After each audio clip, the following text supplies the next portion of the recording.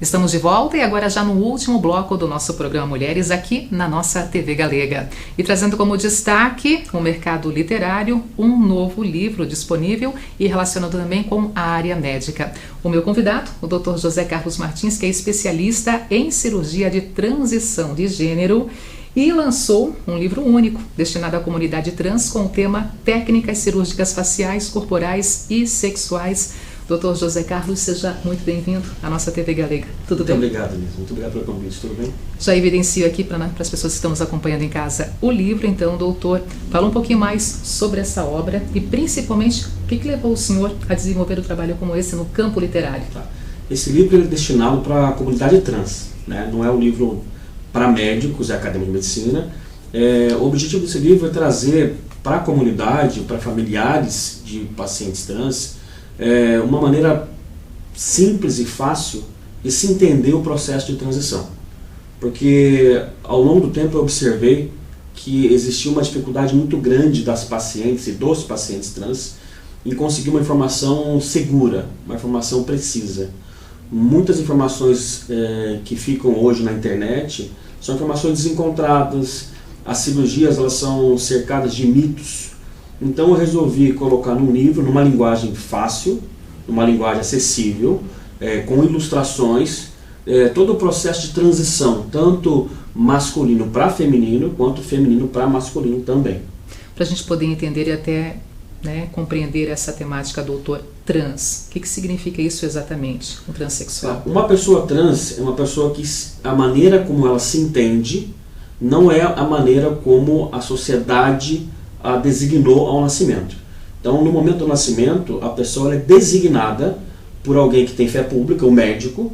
No momento do nascimento, então, o médico, pelas características, pelo fenotipo daquele bebê, ele vai designá-la como gênero masculino ou feminino. Durante o processo da evolução da pessoa, do crescimento, essa pessoa ela pode não se entender da mesma forma como ela foi designada. Então, o menino ele pode se entender como uma menina pode se entender como um menino. Aí vem o processo de redesignação. O que é a redesignação? Você vai designar novamente aquela pessoa que foi designada ao nascimento. Isso não é tão fácil assim, não é tão simples assim, e principalmente, acredito eu, doutor, que deveria pelo menos ter um acompanhamento mais saudável e mais respeitoso do meio familiar. A família no primeiro momento também estar junto com essa vontade e também caminhar junto com essa decisão, né, doutor? Assim, Denise, é um processo cercado de desinformação. Eu costumo falar para os pacientes o seguinte, que a própria paciente ou o próprio paciente ele tem dificuldade no entendimento do processo quando ele se pega se imaginando de outra forma. Então, isso não vai ser diferente para o familiar. Obviamente, assim, que o preconceito ele vai existir sempre, né? Mas muito do preconceito vem pela falta de informação. Então, quando você percebe no seu filho um comportamento diferente, você precisa ter tempo e orientação profissional para que você entenda o processo, entenda o que seu filho está passando e tente passar por isso da melhor maneira possível. E eu tenho observado que isso vem sendo cada vez mais frequente. Quando eu comecei a fazer essas cirurgias, a transgender ela surgiu em 2015. No início eu operava muitas pacientes que eram profissionais do sexo, muitas pacientes que vinham de fora do país. Então, assim, 90% do nosso volume era de pacientes que vinham de fora. Hoje nós já operamos os extremos, já operamos pacientes, por exemplo, de 18 anos de idade, que os pais trazem, que a família traz, já com outro tipo de entendimento, outro perfil de paciente. O senhor falou na idade de 18 anos, doutor. Existe uma idade menor do que 18 anos ou o mínimo seria 18 anos para vocês, por exemplo, médicos, atenderem um paciente como esse? Não, processo cirúrgico a partir de 18 anos. O que a gente tem que entender é que nem todo trans ou toda trans tem indicação de cirurgia. A gente não pode estigmatizar a pessoa trans achando que ela tem que ir para a cirurgia para se transitar. Isso está ligado a uma coisa chamada disforia de gênero. O que é disforia de gênero? Ela é um estresse, ela é um mal-estar, ela é uma tristeza que a paciente sente quando ela vê que a maneira como ela se entende não é a maneira como ela se apresenta. Então isso é disforia de gênero. E a disforia de gênero, ela pode estar ligada a diferentes partes do corpo. Por exemplo, uma pessoa ela pode se olhar no espelho e se sentir triste, se sentir disfórica, porque ela não se apresenta como Bianca, como ela se entende, por exemplo. Em algum momento da sua vida, acima dos 18 anos, ela vai para uma cirurgia chamada de feminização facial. Ou o corpo dela não se apresenta como ela imagina. Então ela vai colocar uma prótese de mama, ela vai fazer uma lipoescultura, ela vai botar uma prótese de glúteo, ou ainda genital. É um erro a gente imaginar que toda mulher trans quer fazer a chamada mudança de sexo. Isso é um grande erro. A mudança de sexo, chamada redesignação sexual, ela é para cerca de 3 a 5% da população trans. Porque a maioria está satisfeita com seu órgão genital. Porque existe uma relação muito importante que as pessoas não sabem. A maneira como a pessoa se entende não guarda nenhuma relação com a maneira como ela se relaciona efetivamente com outra. Por exemplo, eu posso ter uma mulher trans, que ela nasceu biologicamente homem, e ela fez uma transição para mulher. Mas ela ainda continua se relacionando sexualmente e afetivamente com outra mulher. Ou ela pode se relacionar com um homem, ou ela pode ser bissexual, ou ela pode ser assexuada. Então ela pode... Eu tenho várias pacientes que fizeram a transição e continuam casadas com outra mulher. E eu tenho pacientes que casaram com homem, eu tenho pacientes que são bissexuais.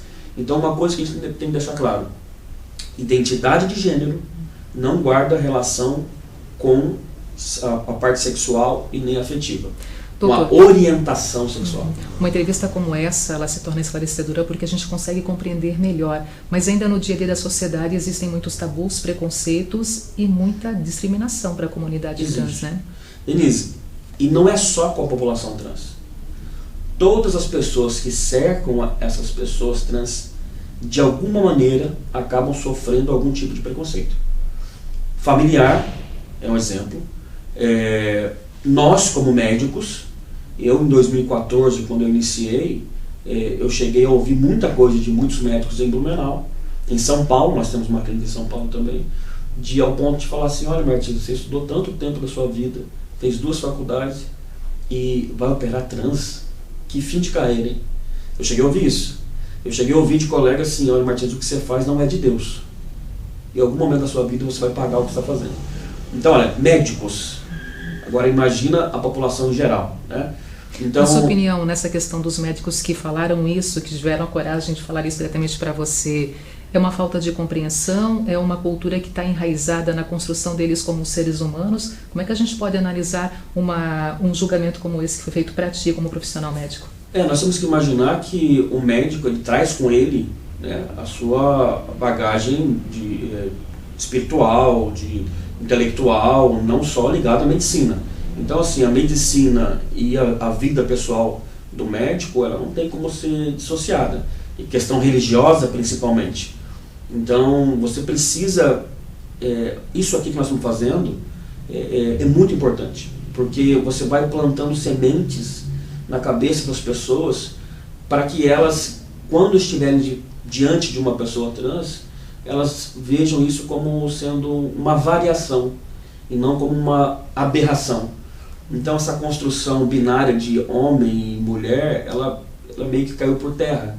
Eu não sou um defensor da criação de um menino achando que ele pode ser menina a qualquer momento. Não, eu sou radicalmente contra isso.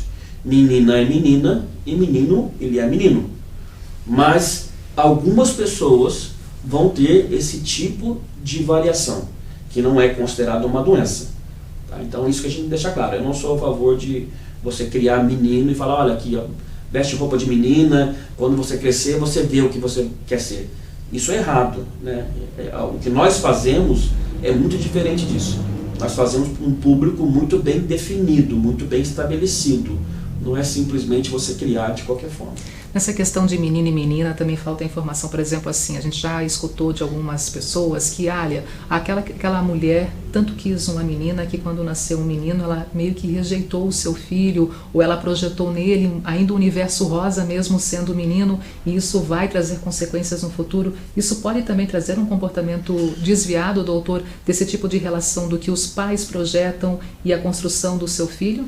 Olha, Denise, eu particularmente eu não acredito nisso. Não existe nada provado cientificamente, mas eu não acredito nisso. Eu não acredito, isso independente da criação, é lógico, eu estou dizendo do meu universo de pacientes.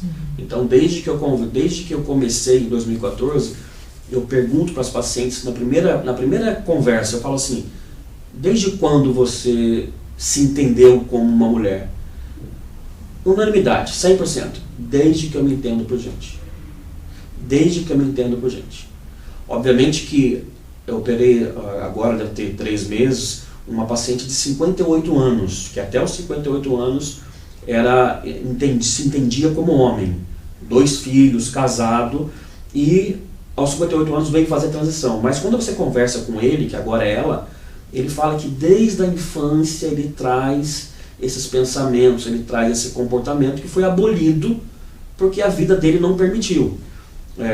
Deve ter 3 dias mais ou menos, eu conversei com outro paciente também, dos seus 48 anos, que agora vai se aposentar, e aposenta e vem com a esposa para fazer a transição. Também histórico, desde a infância, se entendendo como uma mulher. Entendeu?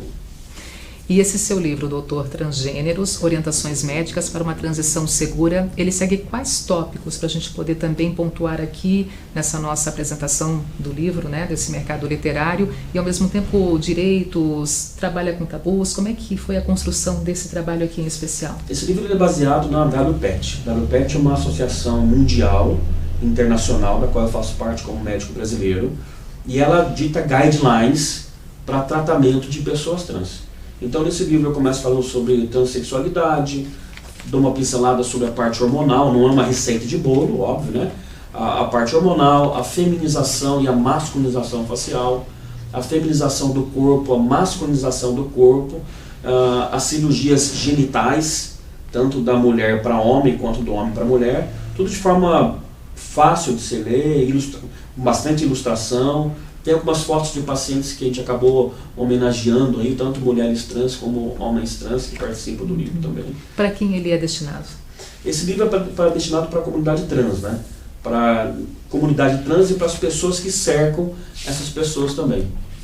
Tem um tópico aqui que me chamou a atenção, doutora, até pedi para o senhor rapidamente colocar em evidência, terapia hormonal e também efeitos físicos, riscos da própria terapia hormonal e quando ela também é colocada em evidência, né?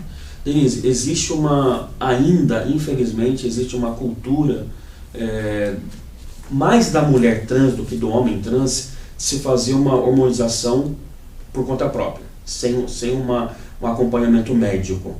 E isso é muito perigoso. Obviamente, assim, que o cenário tem mudado um pouco.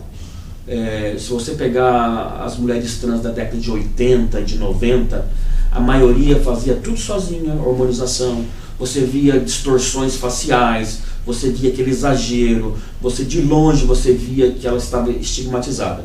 Hoje em dia não. Hoje em dia a mulher trans ela tem acesso ao endocrinologista, não é um acesso pleno, porque tem muitos médicos que se rejeitam a fazer uma terapia hormonal, e ela tem acesso a cirurgiões especializados. Então hoje a mulher trans ela tem mais acesso à sua transição, não transformação, que é um erro errado, porque ninguém se transforma, elas fazem uma transição, então essa transição dela é segura, foi o termo que nós criamos, transição segura. O que é isso? Tratar a paciente certa, no momento certo e o procedimento certo. Então isso é uma transição segura. Os riscos de uma terapia hormonal são diversos, né? Você pode ter desde câncer no fígado. Para o presente e para o futuro, né, doutor? Para o presente e para o futuro. Certamente, em alguma época da vida dela, isso vai refletir negativamente. Legal, para poder finalizar então a conversa com você aqui na nossa TV Galega, onde a gente pode encontrar esse livro e ao mesmo tempo também o seu recado final para quem nos acompanha nesse momento. Denise, esse livro está no nosso site, no transgêneros.com.br. Ele está na Amazon, ele está no Submarino, ele está em todas as plataformas aí. Você consegue encontrar esse livro. O que você diria para quem está nos acompanhando, que recebeu pela primeira vez essa temática, por exemplo, e está agora também tentando entender e ao mesmo tempo se encontrar nesse assunto? Olha, eu dou uma orientação para que as pessoas elas entendam o processo de transição, entendam o que é uma pessoa transgênero. Muito do preconceito vem pela falta de informação. Nós precisamos conhecer quem é esse indivíduo, respeitar. Se você não aceita, você pelo menos respeita essa pessoa. Essa pessoa ela paga impostos, essa pessoa ela tem todos os direitos que todo cidadão tem. Então, como ser humano, independente de religião, independente de você aceitar ou não, respeite essas pessoas. Muito obrigada, Dr. José, por estar conosco hoje aqui na Imagem da Cidade, na nossa TV Galega. Muito obrigada e até uma próxima oportunidade. Eu agradeço o convite e estou sempre à disposição. Legal, legal. Gente, terminando também o nosso encontro de hoje, obrigada a todos que nos acompanharam, deixando aqui abraços especiais, aniversariantes da semana, aniversariantes do mês, tem muita gente soprando velhinha. E entre os aniversariantes, Suzana Bauer, de aniversário. Beijo para você, Su, em nome de toda a família. Então, deixando um beijo especial também para Suzana Bauer. E ainda a Júlia Graciela Bicholin de Souza, também soprando velhinha neste mês de agosto. Um beijão aqui do Carlos, o maridão, também dos filhos, a Ana Júlia e ainda o Fernando José. E claro, de toda a família, deixando um beijo especial para a tia Júlia, soprando velhinha. Aos demais aniversariantes, sintam-se abraçados aqui pela nossa equipe, pela nossa família. Deixando também um agradecimento aos nossos patrocinadores, entre eles a loja Maria Tereza Moda Mulher e um alô especial para Dona Yolanda, do Sem Depilação Yolanda, ali no bairro Vila Nova, na rua Teodoro Holdrup. E assim terminamos mais um programa aqui, Mulheres com Você, deixando um beijo para todos e já o próximo convite, quarta-feira que vem, um novo encontro na Imagem da Cidade. Até lá, se Deus quiser.